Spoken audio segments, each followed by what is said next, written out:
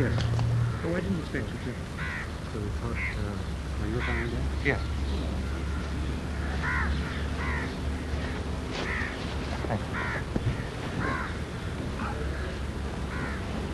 A nice having you in. Well, it's very nice, and the weather, I must I think it will not be right to,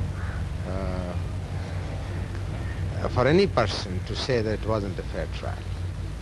I would say it was as fair, in fact, more than a fair trial that any trial could be. I think the question on everyone's minds is, will Mr. Bhutto be hanged? All I will stress on this, that justice must be done.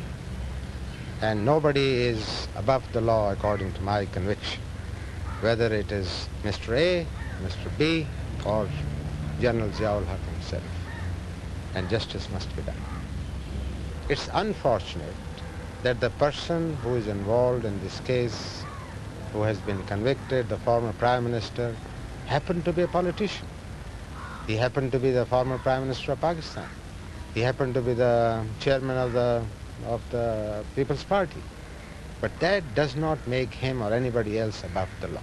Do you think that the very fact that you have a military government at the moment in Pakistan would influence the courts, must influence them? We can't.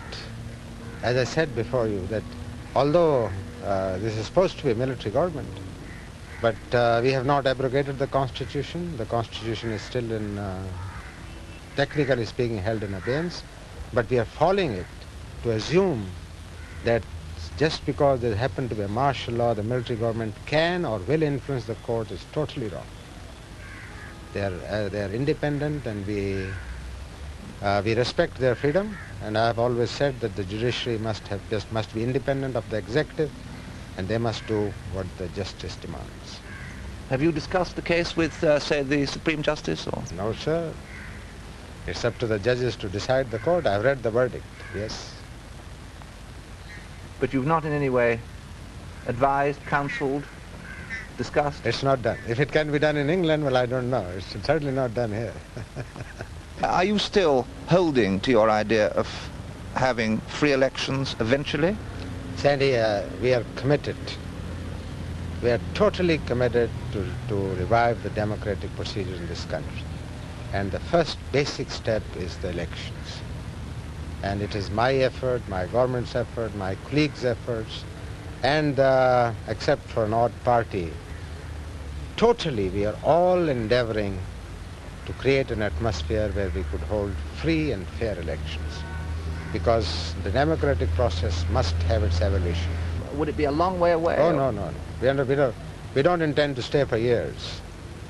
Months rather than years? Yes, it certainly is months. And all I'm looking for is an environment in which to hold elections, and more than that, to see that the results of the elections are positive.